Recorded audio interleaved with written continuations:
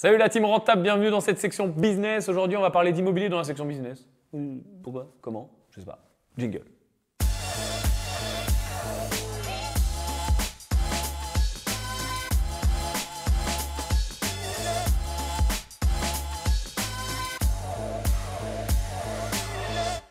Allez la team, avant de commencer, tu as tous les liens qui vont bien pour aller plus loin avec moi dans les notes de cet épisode. Tu peux télécharger mon livre et tu peux t'abonner à cette chaîne pour ne rien rater.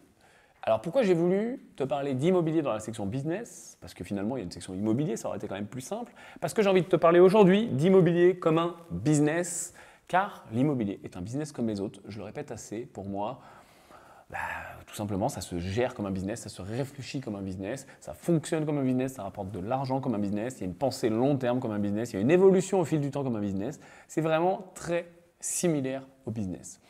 Et finalement, ce que j'ai envie de te dire, c'est qu'avec l'immobilier, tu commences et tu termines. Dans une vision entrepreneuriale à long terme et dans une vision patrimoniale à long terme où vraiment tu veux grossir et faire monter tes actifs, je pense, c'est ma vision personnelle, tu pourras me dire dans les commentaires si tu es d'accord avec ça, que tu commences et que tu finis avec l'immobilier.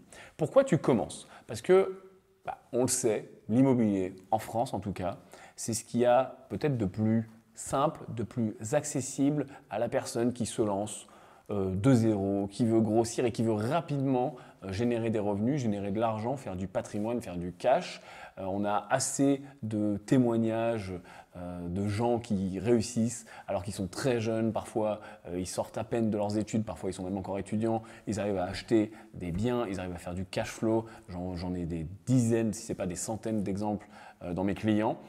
Pourquoi? Parce qu'on a la chance d'être dans un pays qui certes, il y a des impôts, il faut jouer avec le système, ça change tout le temps, il faut vraiment bien connaître les montages de la fiscalité. Par contre, on peut investir facilement et on peut surtout emprunter facilement pour de l'immobilier et notamment emprunter à 110% ou même à 100% en tout cas, emprunter sans apport ou avec un apport vraiment minime. Et on est un des seuls pays très développés à avoir cette chance-là. Dans la plupart des pays autour de nous et même outre-Atlantique, il faut un apport pour investir dans l'immobilier, il faut 10, voire même plutôt 20, voire même plutôt 30% parfois d'apport. Donc forcément, pour investir dans l'IMO, ailleurs, il faut déjà engranger vraiment beaucoup d'argent. Ici, tu connais la chanson, des comptes un peu sexy, un dossier sec bien monté, un bien bien trouvé, une rentabilité correcte, du cash flow, je peux investir. Oui, les banquiers sont loin d'être tous très bons. Oui, il faut défendre son projet, on sort un peu du lot quand même, mais on y arrive très facilement et on peut créer très facilement 1, 2, 3, 4, 10 immeubles et démarrer. Donc forcément pour moi l'immobilier c'est le début. Et puis ensuite, l'effet qui est très intéressant avec l'immobilier et par rapport aux chefs d'entreprise, et si tu es sur cette section business, c'est que tu t'intéresses au business, c'est que passer ce démarrage finalement, ce démarrage immobilier, tu vas te faire un matelas de sécurité, tu vas te faire un soutien qui va pouvoir soutenir toutes tes activités. Imagine, voilà, tu commences l'immobilier, tu fais 2, 3, 4 immeubles, tu as X milliers d'euros de cash flow par mois. Forcément, si tu lances ta boîte et qu'au début, on sait comment c'est, tu ne vas pas forcément te payer, il va falloir que tu mettes de l'argent, il va falloir que tu attendes que ça prenne, il va peut-être falloir que tu démissionnes, etc. Tu as ton matelas de sécurité, tu as ton cash flow qui est là, tu as calculé les choses, tu as quand même une grosse réserve de sécurité. Et au-delà de ton cash flow, tu as aussi une réserve foncière, ce qu'on appelle une réserve foncière. C'est-à-dire que tu as commencé à rembourser, tu as acheté correctement, tu as ta plus-value latente aussi qui est là, qui est en réserve. Et même dans le pire des cas, si tout se passe mal, tu vas pouvoir revendre, récupérer du cash, te resécuriser et repartir et rebondir. Donc, pour ça, même finalement un petit peu plus loin dans ton parcours de vie, on va dire, ton parcours patrimonial, l'immobilier est encore là et l'immobilier te sécurise. Même si tu arrêtes au bout d'un moment, que tu te dis voilà, j'ai fait suffisamment de biens, ou je me suis assez sécurisé, ou j'ai atteint des niveaux de cash flow suffisants, même si tu arrêtes, on va avoir des effets pervers, on les connaît au niveau de la fiscalité, mais en tout cas, tu as cette réserve et tu as ce cash qui va te couvrir. Donc ça, c'est extrêmement intéressant.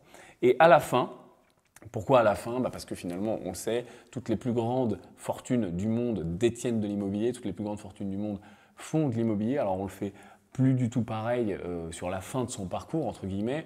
On va chercher des biens qui vont être plus gros, des biens qui vont être plus packagés, des biens où on va beaucoup plus déléguer les choses. Moi, aujourd'hui, même si je suis encore loin d'être à la fin de mon parcours patrimonial, et j'espère en tout cas que ça va continuer dans le bon sens, mais je me déplace plus comme avant sur le terrain à faire des dizaines de visites. J'ai des process qui sont en place où les gens me proposent des choses, où je vais m'associer avec d'autres gens, il y a des équipes qui sont montées, et c'est beaucoup plus simple pour moi d'y passer moins de temps et de faire paradoxalement des trucs beaucoup plus gros. Parce que tu as accès à un réseau qui est plus le même, tu as accès à des club deals, tu as accès à plein de choses qui vont te permettre de plus faire de l'immobilier de la même façon, tout simplement. J'en parle souvent, tu as plusieurs façons de voir les choses. Est-ce que je fais un petit gâteau et je le garde pour moi, ou est-ce que je m'attaque à un beaucoup plus gros gâteau, vraiment beaucoup plus gros, et puis bah oui, j'ai qu'une petite part, mais j'ai quand même des avantages. Et c'est pas parce qu'on fait des biens beaucoup plus gros, d'ailleurs je t'ai déjà emmené sur cette chaîne voir des biens, je t'emmènerai en voir d'autres, je t'emmènerai voir même des projets de construction, tu vas voir des choses qui sont assez impressionnantes, et pourtant avec des rentabilités tout à fait correctes, voire même meilleures que la plupart des investisseurs en France. Donc c'est pas parce que c'est plus gros que c'est forcément le truc papa-maman 5%, pas forcément. Et tu vas voir qu'à la fin, voilà, tu es sur des choses qui vont être aussi beaucoup plus déléguées, on l'a vu, et aussi beaucoup plus sécurisées. Pourquoi? Parce que quand tu t'attaques à ce genre de projet plus gros, tu as des équipes aussi qui sont présentes, qui sont plus grosses, tu as plusieurs visions, tu n'es plus tout seul dans ton coin ou avec ton associé, tu as vraiment des équipes qui sont en place, notamment sur des projets de construction. Et donc, tu as une sécurité relative qui est quand même plus importante, même si les encours sont aussi plus importants.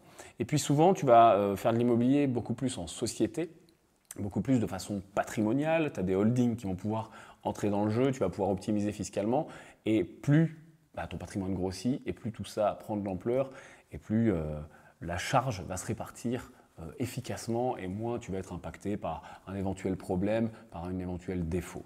Et tu vas voir aussi que tu vas tout doucement aller t'intéresser à des modes de location qui vont forcément être un petit peu plus tranquille pour toi. Par exemple, au début, je sais que tu vas chercher la rentabilité à fond, tu vas être sur de la courte durée, tu vas être sur du meublé. Et puis au bout d'un moment, tu vas commencer à t'intéresser au commercial, au professionnel, aux locaux industriels, aux bureaux, ça peut être au terrain, à la construction.